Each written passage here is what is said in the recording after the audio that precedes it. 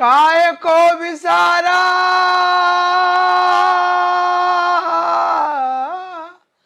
काय को विसारा हरि नाम, माटी के पुतले काहे को विसारा हरि नाम, काहे को विसारा हरि नाम, माटी के पुतले काहे को विसारा हरि नाम। भैया राम राम है बुंदेली चुगली से नीरज।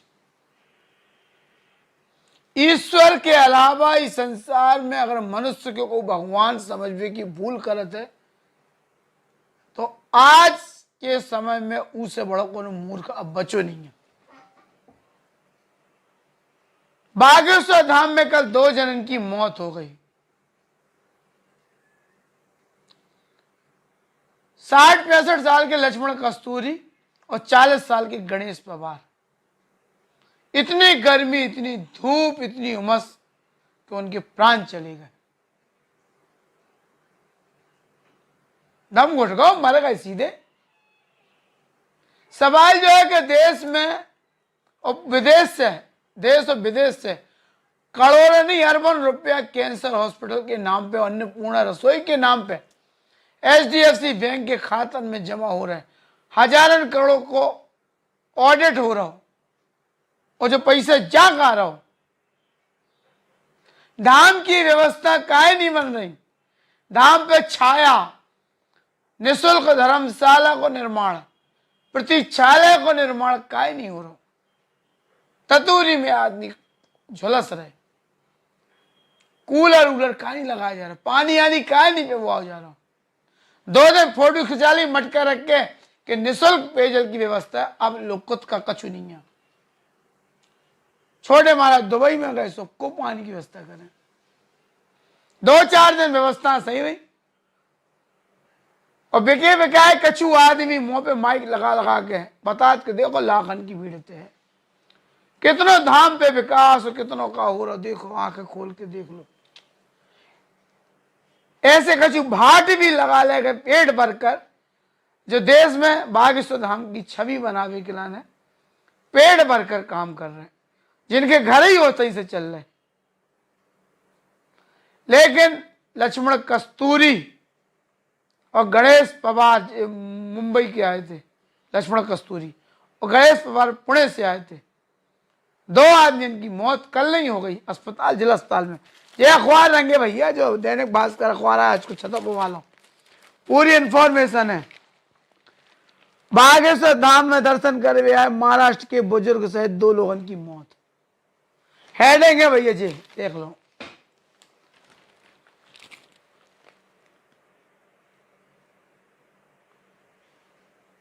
मुंबई निवासी 65 वर्षीय लक्ष्मण कस्तूरी और महाराष्ट्र के पुणे निवासी 40 साल के गणेश पवार, इनकी जिला अस्पताल में इन्हें दम तोड़ दो। दर्शन कर भी आए थे। लिखो है कि इतने पर्याप्त व्यवस्था नहीं है बागेश्वर धाम पे और श्रद्धालुओं की मौत हो रही। पिछली TL बैठक में 1 हफ्ता पहले छतरपुर की कलेक्टर ने शासन प्रशासन के अधिकारियों के निर्देश दिए थे कि धाम पे व्यवस्था जुटाई जाए, नजर रखी जाए, दूरी बनाई जाए, आग न लग जाए, कौन भगदड़ न मच जाए, इन सब की व्यवस्था करी जाए। लेकिन धाम के सेवा धारण के मारे प्रशासन होता है काम तो करा ले। और ज्यादा कछु प्रशासन हस्तक्षेप करत है, नोटिस देते पहाड़ी के लेके, मरगढ़ भूमि के लेके, तलैया की जमीन, सरकारी जमीन पे लेके, तो मंच से धमकी दी जात कि मंदिरन की संपत्ति शासन के अधीन जो करी जा रही ये मुक्त रखो जात। संत समाज को सम्मेलन बुला जात, धर्म संसद बुला ली जात, हालांकि वह टाइम फेस हो जात। जो 2 मौतें भई हो, कल एक और मौत भई है अशोक नगर में। अंकित गर्ग नाम को जो बंदा है, देखो इनकी फोटो, इन्हें कल सुसाइड कर ली। बागेश्वर धाम को बहुत परम भक्त तो 16 पैसे भी कर चुको तो समस्या से मुक्त नहीं भाव। महाराज जी के मंच पे आशीर्वाद मिल गो, लेकिन पर्चा भी नहीं बनो। धाम के सेवादारन के संपर्क में है तो, नितेंद्र चौबे के संपर्क में है तो नीतन चौबे भी पैसा लूट चुको इसे कई बार, महाराज जी से मिलावे के नाम पे, अर्जी लगवावे के नाम पे। आखिरकार बिना कोई के दोष दें, खुद के दोषी मान के अंकित गर्ग ने सुसाइड कर ली कल सल्फास की गोली खा के। हालांकि एक सुसाइड नोट भी उन्हें लिखो है, जिन्हें उन्हें अपने मामा पे आरोप लगाओ है संपत्ति पे कब्जा कर लो। अच्छो ब्लॉगर है तो जो बहुत सुंदर अच्छो व्यक्ति, बहुत अच्छे ब्लॉगर के संग अच्छे बिजनेसमैन है तो, और समाज सेवी भी है तो। सवाल जो है कि बागेश्वर धाम पे हाथ तो फिर इनकी मौत कैसे होगी। हरिद्वार के संतन की हमने रिकॉर्डिंग बातचीत करके सुनवाई थी, तो कई लोग कमेंट्स कर रहे थे फर्जी ऐसो वैसो, कछु लोगों की विश्वास भाव। लेकिन जौन तरीके से जो घटना हो रही बागेश्वर धाम से और बागेश्वर धाम से जुड़े लोगों के संगे, वे का मानो जो है। एक संत ने कही कि प्रेतन की सेना इकट्ठी है और प्रेतन के चक्कर में आके लोगों की अकाल मौत हो रही। कल बागेश्वर धाम में 2 मौतें भई। के पहले छतरपुर के समाज सेवी महेंद्र शर्मा की मौत हो गई थी। प्रेतन की सेना इकट्ठी है, जो बार बार लोग कह रहे, बड़े बड़े संत कह रहे, सालासर बालाजी में जब जाओ तो उतर पे एक पर्दी है कि इतने से आगे प्रेत मंदिर तरफ जानी पात बालाजी के। लेकिन हमारे बागेश्वर धाम में बालाजी इतने सशक्त हैं कि अब उनके बगल ही में पेड़ लगो प्रेतराज को, और पेड़ की छाया उनके मंदिर के ऊपर है। अब बालाजी होते हैं नहीं जो विरोधी सवाल उठाते, हम नहीं, हम तो ये कड़कड़ में भगवान मानते हैं। महेंद्र शर्मा जब झांसी गो, उनकी भतीजी की तबीयत खराब थी, बागेश्वर महाराज के संगे वो कथा में है, तो वो पता चलो भतीजी की तबीयत खराब है, तो वो तत्काल झांसी पहुंचो, और वही रात कौन प्रेत शक्ति के आगोश में वो आ गो और उनकी दर्दनाक मौत हो गई। रोड से 10 फीट भीतर महेंद्र शर्मा खड़ो तो, और एक वाहन है सुहाव कि वो पकड़ के खचोरत भाव ले गो और उनकी मौत हो गई। जैसे कौन है घसीट के मारा रहो महेंद्र के। गाड़ी को एक्सीडेंट ऐसा नहीं होता कि कपड़ा फट जाए, शरीर निर्वस्त हो जाए आदमी को। कौन आक्रोशित उत्तेजित प्रेत को प्रकोप मानो जा रहा हो तो। कल बागेश्वर धाम में 2 मौतें हुई। गणेश पवार 40 साल के और 65 साल के लक्ष्मण कस्तूरी, 2 जने महाराष्ट्र के निवासी, एक जने पुणे के, एक जने मुंबई के। और यही बीच एक घटना और कल नहीं भाई, कल की डेट में 3 लोगों की मौतें हुई हैं बागेश्वर धाम से जुड़े। अंकित गर्ग है जो अशोक नगर को निवासी। जब अंकित ने आत्महत्या करी, उनके पहले उन्हें अपना सुसाइड करने से पहले एक वीडियो भी सोशल मीडिया पे अपलोड करो, जी में उन्हें कही है कि उनको कोई से भी मतलब नहीं है, कोई के दोषी न ठहराओ और हमारी मौत के लाने कोई के परेशान न करियो। अंकित काय जीवन से हार गो, जो सवाल बार बार इससे हारो काय से अंकित लगातार पेशी करवे बागेश्वर धाम भी आत तो, बागेश्वर धाम के सेवादारन के बेहद करीबी भी है तो।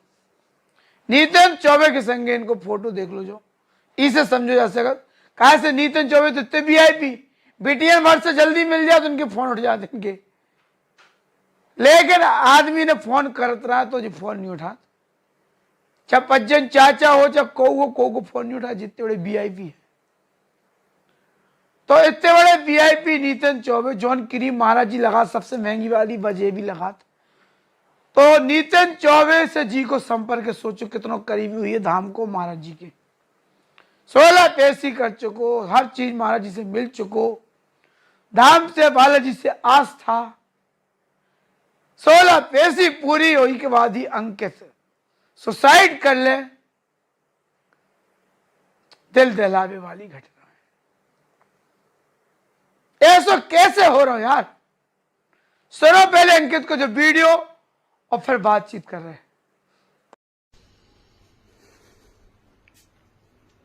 मैं जो भी कदम उठा रहा हूँ वो मैं अपनी खुशी से उठा रहा हूँ। इसमें मेरे लिए किसी ने कोई दबाव नहीं दिया। मैं परेशान हूँ और मेरे पास कोई रास्ता नहीं था, इसलिए मैं ये कदम उठा रहा हूँ। कृपया कोई भी किसी को परेशान न करे, पुलिस प्रशासन किसी को परेशान न करे, मेरे दोस्तों को परेशान न करे, मेरे रिश्तेदारों को परेशान न करे। मैं जो भी कर रहा हूँ मैं अपनी खुदकुशी से कर रहा हूँ और इसको मेरी कायरता ना समझे, मेरी मजबूरी समझे, क्योंकि इसके सिवा मेरे पास कोई चारा नहीं बचा था। Bye everyone. बहुत अच्छा ब्लॉगर हो तो जो लड़का, बहुत अच्छा समाज सेवी हो, बिजनेसमैन, परिस्थितियों से हार गो। ये नियति को खेल तो एक ही जान न बालाजी की 16 पेशी बचा पाई, न बागेश्वर सरकार को आशीर्वाद पी की जान बचा पाऊं। हो का रहो जो कैसो खेल चल रहा संसार में जो समझ में नहीं आ रहा। बागेश्वर सरकार को वाईफाई इन घटना के नहीं समझ पा रहा हूं।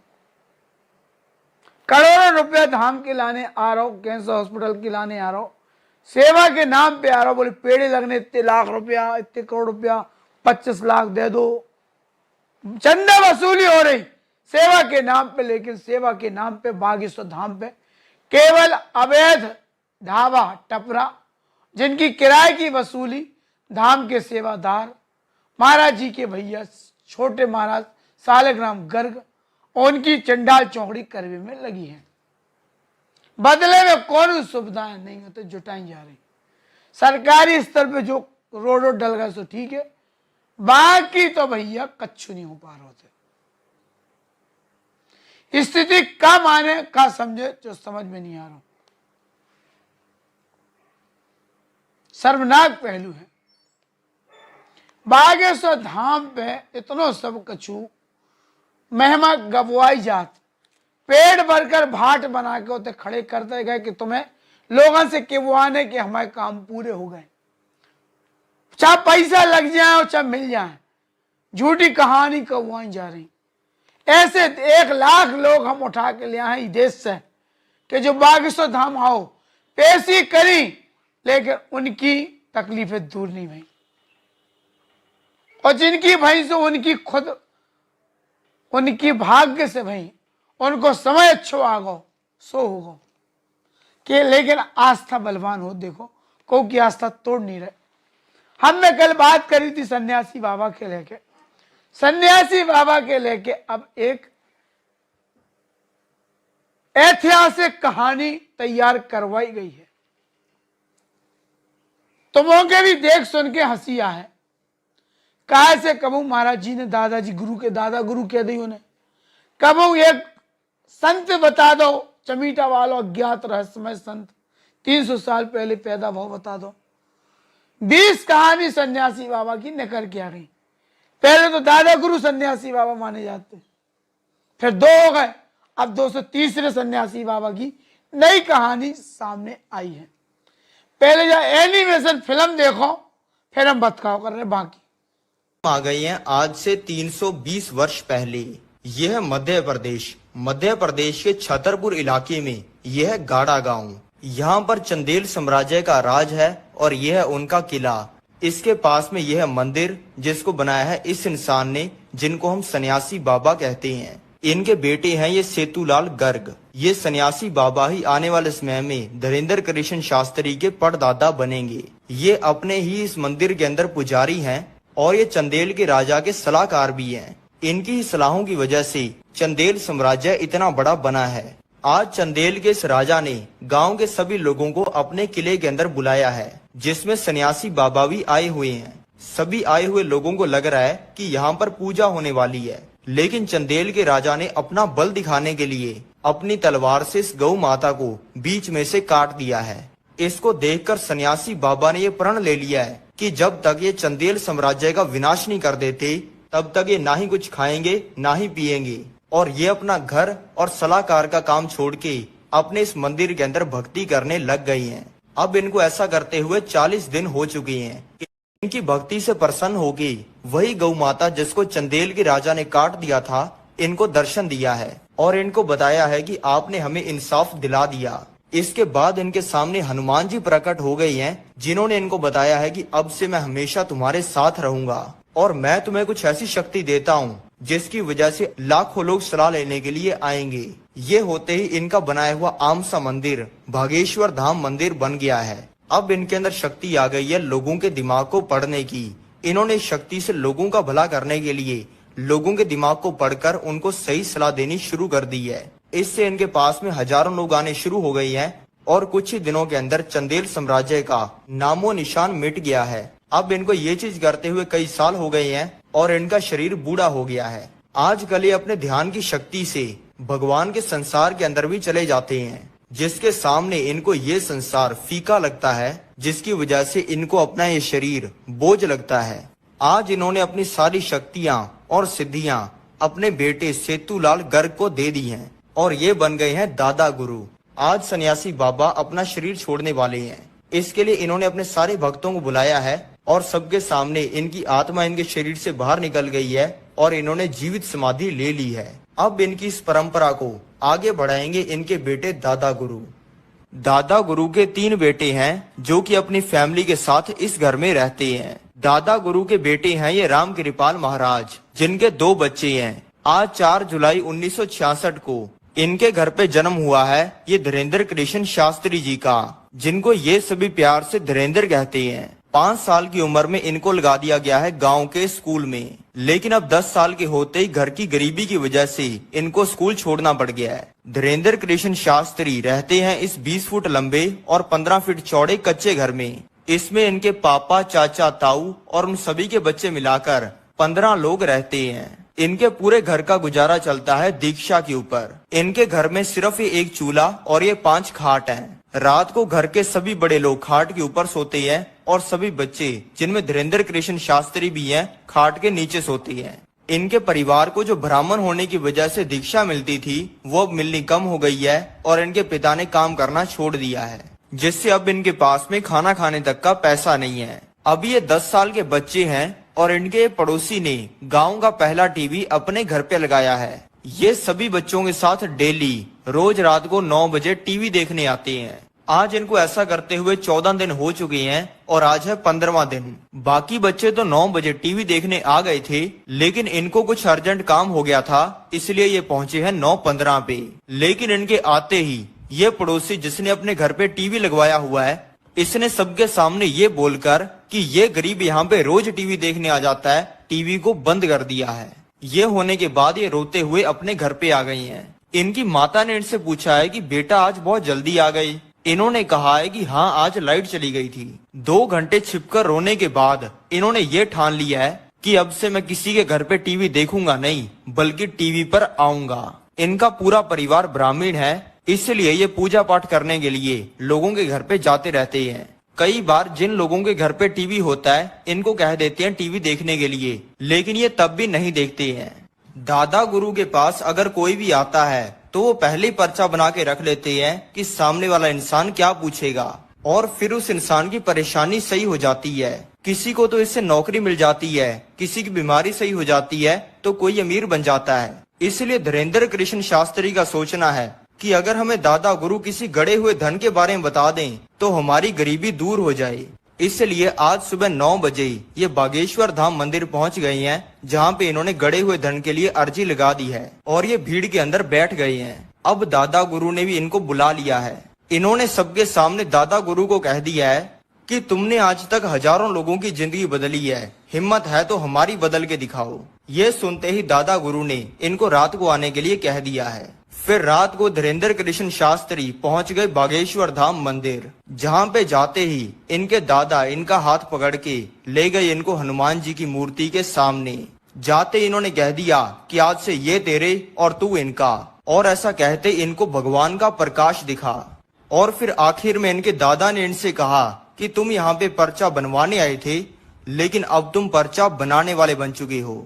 ऐसा होने के बाद ये नहीं है कि इनको सिद्धियां मिल गई हैं। इन्होंने दादा गुरु के कहने पर 2 साल पहाड़ों में जाकर अकेले साधना की है। हिंदू धर्म के दर्जनों ग्रंथ पढ़े हैं, और दिन रात संतों की सेवा की है। अब 15 साल की उम्र में, लेकिन इनके परिवार की स्थिति अभी भी गरीबी की है। पर आज इनको खजाना मिलने वाला है। ये किसी काम के लिए आए थे मथुरा और अब इनको अपने गांव वापस जाना है, जिसकी टिकट खरीदने के लिए ये अभी काउंटर पे आ चुकी हैं। लेकिन यहाँ पे आते ही इनको पता चला है कि इनकी जेब कट गई है, जिसमें 1100 रुपए और एक नोकिया का फोन था, जिसपे सांप सीढ़ी खेला करते थे।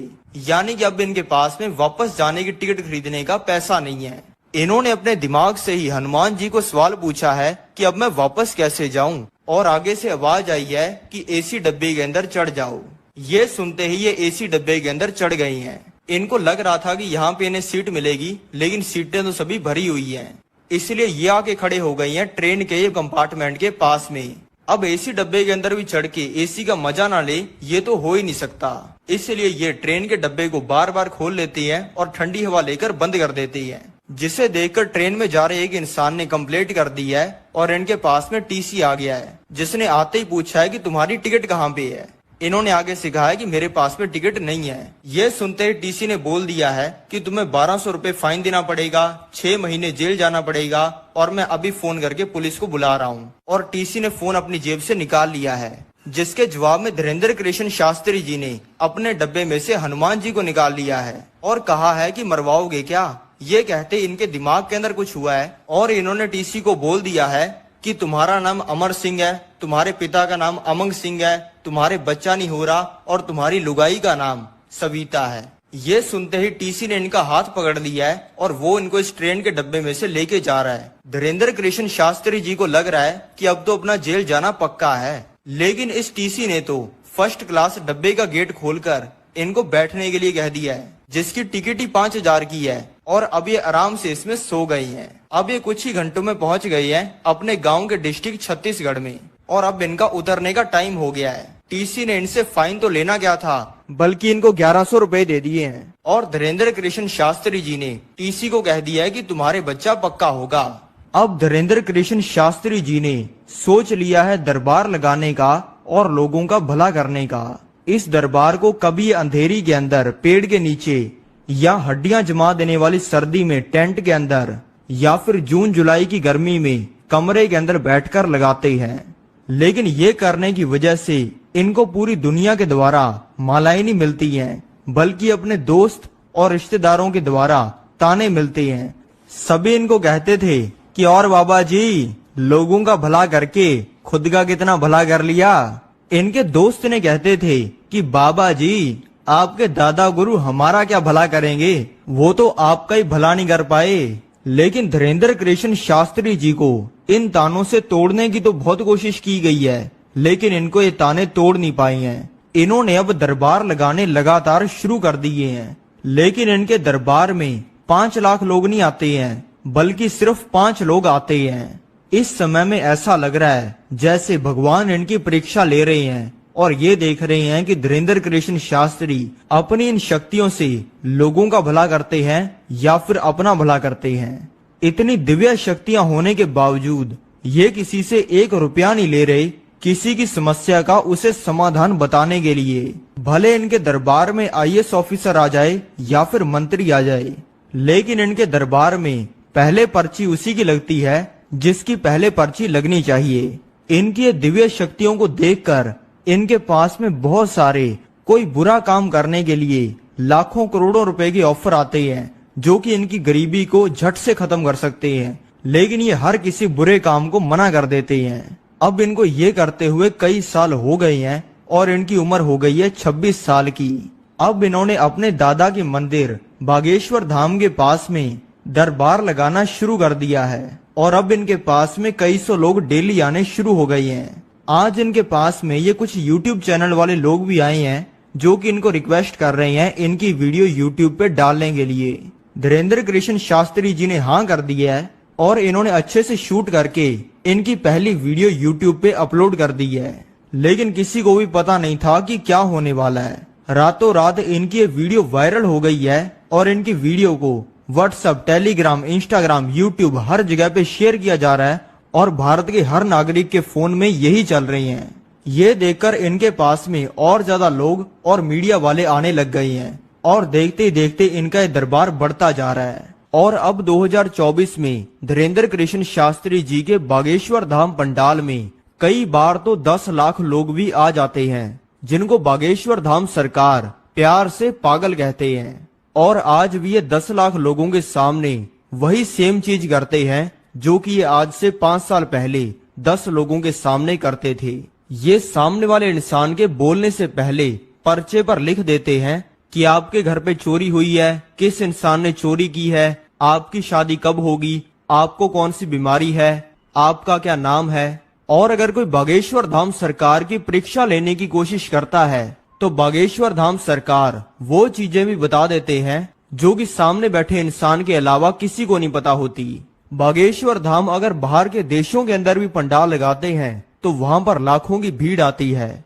भारत देश में शायद ही ऐसा कोई है जो कि धीरेन्द्र कृष्ण शास्त्री जी को नहीं जानता। मैं चाहता हूं धीरेन्द्र कृष्ण शास्त्री जी अपने सारे सपने पूरे करें और पूरी दुनिया को सनातन धर्म के बारे में पढ़ाए। तो मैं आपसे मिलता हूं अगली वीडियो में। जय बजरंगबली, जय श्री राम। अब सन्यासी बाबा की ये नई कहानी एनिमेशन के माध्यम से बनी है और ये धीरे धीरे मोबाइल पे सर्कुलेट करो जा रहा हो। बताओ को है में कि चंदेल राजाओं ने एक गैया काट दी थी, तो सन्यासी बाबा नाराज हो गए, फिर उन्हें अपने प्रताप से गैया जोड़ दी, फिर चंदेल वंश को विनाश होगा। अब सन्यासी बाबा भाई 300 साल पहले और चंदेल हटे 1000 साल पहले। चंदेल के बाद फिर बुंदेला आए, फिर छत्साल आए। पर एक बात और, आज सवेरे बरनोटी आई हमें। बरनोटी मतलब सपनों आओ। उस सपने में हम देख रहे छत्साल महाराज हमारे सामने। हम छत्साल महाराज से लड़न लगे। हमने कहा, हमने उनसे कही छत्साल महाराज से कि काय छत्साल महाराज तुम्हें अपने मन से नहीं लगो। बोले का? हमने कही हमारे कहते हैं बुंदेलखंड में 300 साल पहले सन्यासी बाबा प्रकट भय, उन्हें हनुमान जी के प्रकट कर लो। तो जब मुगल तुम्हारे ऊपर आक्रमण कर रहे थे तो तुम नाय माय कायम मदद मांगत रहे। कमू शिवाजी, कबहू बाजीराव पेशवा से, कबहू तुकाराम संत से, कबहू संत प्रणामी संप्रदाय के अपने प्राणनाथ जी है। तुम नाय माय भगत फैरत रहे, एक घर में छोरा मोहल्ला में ढिंडोरा काय पीटत रहे। जब सन्यासी बाबा इतने हते तो तुम होते होते काय भटकत रहे।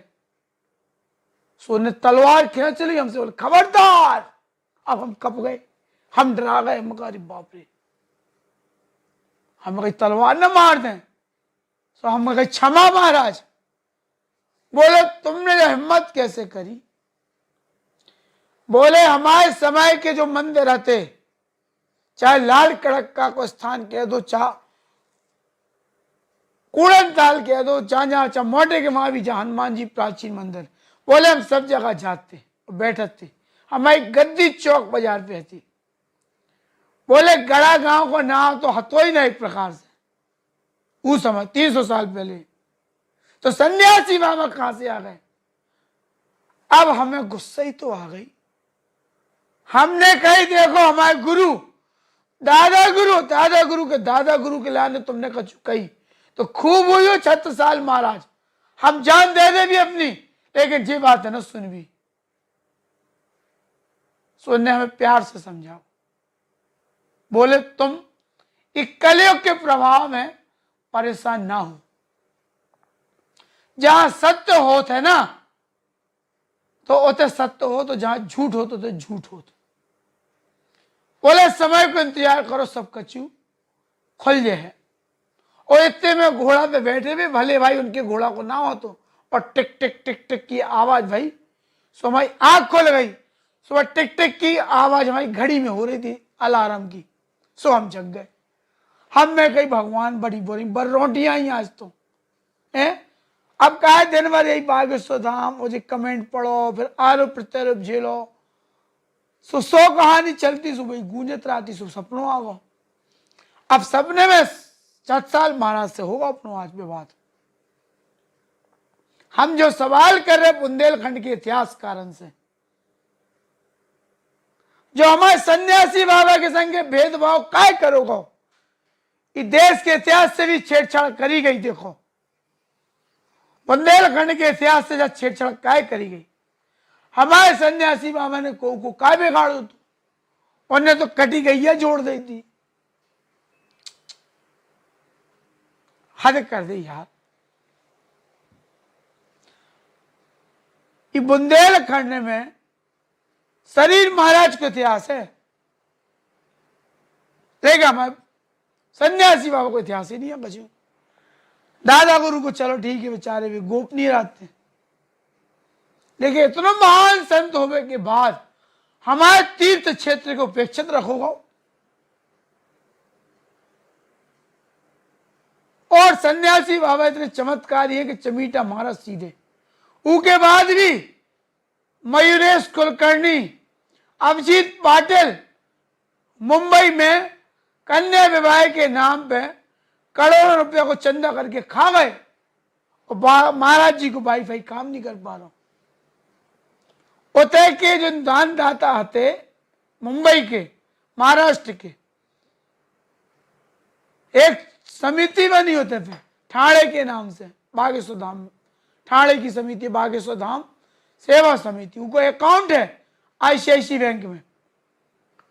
उनमें कई लोगों ने लाखों रुपए डाले, पावती नहीं मिली, परेशान कर रहे, एक रसीद तो मिल जाए। अब बागेश्वर धाम से दान की रसीदें काहे नहीं जा रही लोगों के। एक वो पागलन को, सरदार लंदन को, उन्हें 2 लाख रुपए डाले खाते में, आज लो रसीद नहीं दी गई।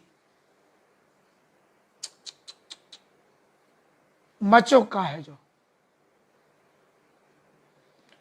हमारी कोनो बुराई नहीं है। बागेश्वर धाम सरकार तो हमारे खास आए, हमारे भगवान आए, हमारे गुरु आए, और बागेश्वर धाम हमारी शक्ति पीठ है।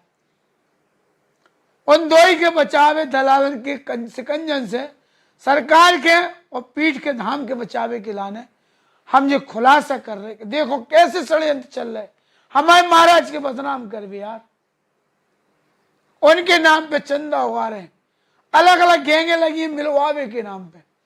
अब महाराज जी तो कह रहे, अब दुबई में नहीं कह रहे थे, दुबई में कह रहे लाइव आके कि अगर कोई चंदा मांगे हमसे, मिलवे को पैसा मांगे तो दइयो ना। मतलब हमारी बात सही साबित भाई के नहीं, उनके नाम पे लोग पैसा ले रहे, दलाल लोग, और ये बात की जानकारी महाराज के लग गई। यही से भी वीडियो बना बना के बता रहे कि कोई भी पैसा ना दइयो। अभी के बाद का प्रमाण चाहने धाम से और सरकार से कोई भेद नहीं, हमारा नारो है, धाम से और सरकार से कोई भेद नहीं, और दलालों गुंडो तुम्हारी खैर नहीं। बुंदेली चुगली कल एक नए एपिसोड के संग फिर आए। जय राम जी। अगर जिंदा रहे तो